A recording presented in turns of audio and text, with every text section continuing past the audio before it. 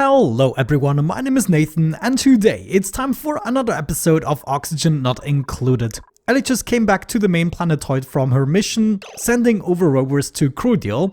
On Crudil, we are hopefully still eagerly collecting some stuff, except that most of the rovers will be running out of battery charge eventually. But then I would say we're just gonna send over some more because we essentially don't lose anything. In today's episode, I would like to make substantial progress with the living module, so I decided it is time to actually move the refinery setup to somewhere else. We can potentially just move it over a little bit to the glass forge. So if we remove a bunch of tiles here, make sure we have enough space for the forge and maybe the same setup we currently have. So using the space all the way up to the ladder should actually be enough right there. We are gonna excavate this. So we can already take apart a substantial amount of the pipes. I think I'm just gonna lead them on the top now. And then before we remove the other pipes, we want to make sure the liquid is actually going into the new smelting setup. We're also gonna open all of this up and we want to go ahead excavate everything. Though, yeah, this is a good spot for the ladder so we can actually build the upper parts. Now, I would prefer to have my 7 rooms for my 7 main duplicants on this planetoid. And then we're gonna have 7 additional rooms that are gonna be temporary rooms for all the duplicants that might stay a couple of cycles on this planetoid before they leave for another mission or something like that.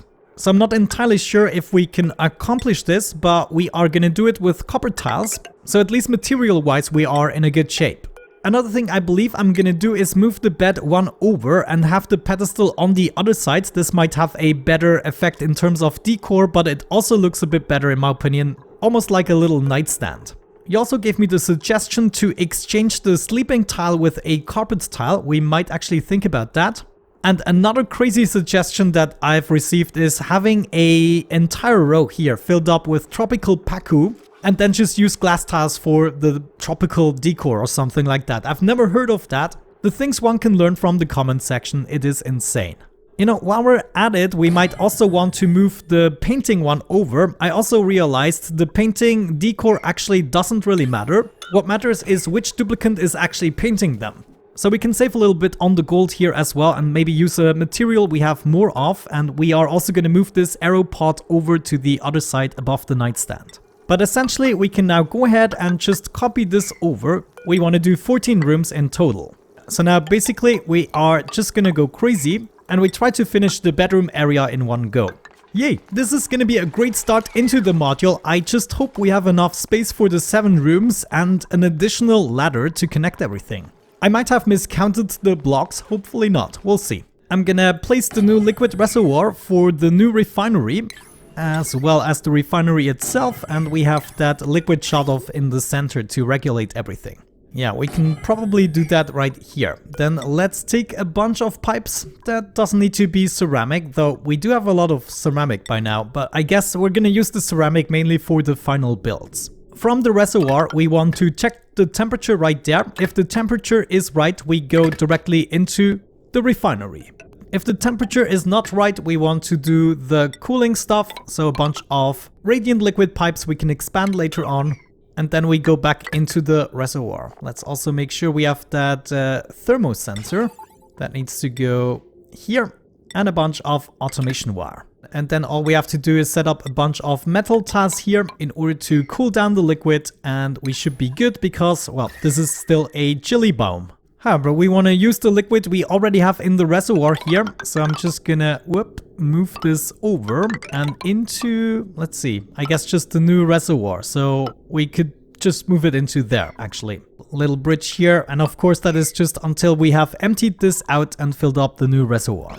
Okay, let's get this built. Make sure we also hook everything up with power. And then on the other side, we can start disassembling stuff. And on this side, we can now dig away everything. Very nice. I'm so looking forward to this. I'm gonna make a little bit of progress and be back once we can get to the next step. Alrighty, I kept on building a little bit and this is what we came up with. We actually exactly have the space for another ladder and this is perfect because now we can make a 3rd row with only 6 rooms and that will result in 20 rooms in total. I'm kind of thinking about running a duplicant hotel at the end of the game when we basically have everything in excess. We can just invite duplicants to enjoy the fruits of our labor. On this planetoid specifically, I'm probably only gonna have 7 dupes, but I would say it's good to have some spare bedrooms.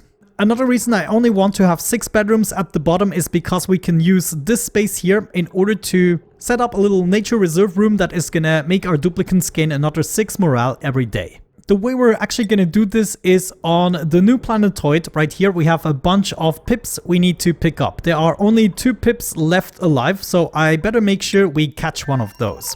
That means I want to change my crew here. Instead of only Ellie, we could also send Bert, right? He's our critter rancher. Or if we have a look at the skills, maybe Ellie is capable? No, not really. She doesn't have enough morale. What's up with 17 morale? Yeah, of course, right now everything is kind of chaotic, but this is gonna improve vastly. Still, I think we can leave our critters alone for a couple of cycles. It's not gonna be that detrimental. We also fill this up with a fresh batch of bristleberries. Set this to not grounded, so the refrigerator is actually working. I also told them to take apart the water cooler and the masterpiece here because I want to set up a critter drop-off point. Also, we probably have to refuel the rocket. Yes. Another 120 kilograms should do the trick. I accidentally set the rocket to crew only, but right now we just want to set up the critter drop-off point, fill up the refrigerator. I'm gonna set the critter drop-off point to 1 and accept all animals. Doesn't matter, it's just gonna be for this rocket, for this one flight. I also decided to go with a wall pot on the right side for a little bit of variety. But I think the wall pots I'm gonna fill up with the briar seeds and the other ones with murfleaf seeds. In the meantime, all the robots on this planetoid shut off, but I think we ran into a glitch of some sorts. This guy here is actually shut down, but he's not stopping. So, I mean, I'm not even gonna complain about this. I'm just gonna accept it and ignore it for as long as I can. Though I suspect on the next reload, this is gonna fix itself. We're gonna set the destination to the 3rd planetoid, switch this to crew, and I believe that's everything we had to do. Begin that launch. Thank you very much. We need to save a pip! And there she goes. See ya! This is great, though you guys need to lose your suits for a couple of minutes. Oh yeah, they're just absolutely thrilled for this journey. I don't think this is gonna take long, just 1 cycle to actually get over there. In 2 cycles we're gonna be back already. And hopefully in the meantime we're gonna make some progress here. We also decided that Hassan indeed is gonna be the chosen one to get into the machine here. Though before we do that, I should inspect it. I did not inspect that yet. Alright, then we want Hassan in there, get the treatment and also hopefully get an incredible trait. And there he is. Oh yeah, he's a little bit worried. Everything's gonna be fine. Genes shuffled. Yeah, it's already done. Complete the process. What will we get? The beefsteak trait. This duplicant got muscle on their muscles. Oh, plus 10 strength. Holy cow. That is an incredible boost. Okay, I take it. But this vacillator unfortunately is in the way, so it's gonna have to go. However, this is going to allow us to add another room. Oh, by the way, it is the left center tile that they sleep on. You only would have to put a carpet tile here for the effect. But, you know, symmetry, I kind of decided to go with carpeted tiles here in the center. It also kind of makes for a nice pattern. On the right side, I decided to go with an airflow tile wall so we can get rid of the carbon dioxide on the left and the right side. Before I forget to show you the finalized setup of the refinery, we are now tapping into this biome to cool things down. So that is gonna last for a very long time. Definitely enough until we set up the ultimate workshop with all the crafting equipment. Looks like the rocket is gonna reach its destination any second now. Come on, rocket! Come on! And there she is. Wonderful. Give me a good landing. Let's go ahead, assign a Atmo suit to Bert. And I'm also going to assign one to Ellie just in case she decides to get out of there. Where's the second one? There. So you guys equip those suits. And then Bert, you need to go on a mission here. We need those pips. So we want to go ahead and wrangle these guys up. Where is the second one? Pippy Pip, where did you go? Oh no, where is it? Maybe this is the only poor guy that actually survived. But Bert is already... What? Wait. Huh? What was that about? Anyways, wrangle that pip. Thank you very much. Important. And now you should pick it up, right? Oh, jeez. Critter drop-off point. Let's set this to priority 9 in this case, right? We also have the pips, but there are no pending deliveries. This is not good. Oh, don't tell me I cannot bring the animals inside of a rocket. That would be horrible. Especially because I believe the other pip already died for some reason. Ah, I know what happened. The freaking poke shell. It must have been this guy. Though, do we still have poke shells? Maybe it wasn't the best decision to take everything apart aggressively, but it was a fun decision. Yeah, we still have the egg right here. So what I'm gonna do is kill this guy off so he doesn't kill my other pip. Let's go ahead and actually also collect all the critter eggs. Maybe we can bring home the poke shells already. You know, my only hope is that the pip is actually trapped beneath this block and that is the reason Bert cannot pick it up. I'm just gonna wait for it to be released again and then we're gonna try again. If that doesn't work, we have to wait and hope it does lay an egg.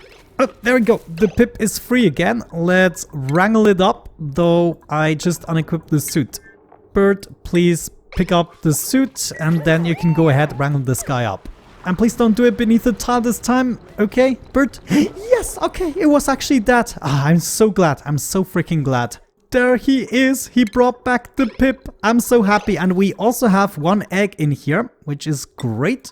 With the poke shells, we should be able to farm lime and sand. And of course, the pips we can use to naturally plant, which is great. We need to bring those guys back to the main planetoid. So without any further ado, let's change the target back. And we should be ready to just go ahead and launch. Wonderful. Hopefully I didn't forget a duplicant. Oh, there is actually the other pip. Ah, I saw that just a little too late. But this is great because there is also a pip egg here. That means they're gonna live on this island for a little while. And in case we need one more, we can always get it. Nice. Rocket is back on its merry way. And on the main planetoid, are we done? Almost? Not quite. The rocket actually has returned. And our pip is still safely in there, including a stone hatchling and that pinch row egg.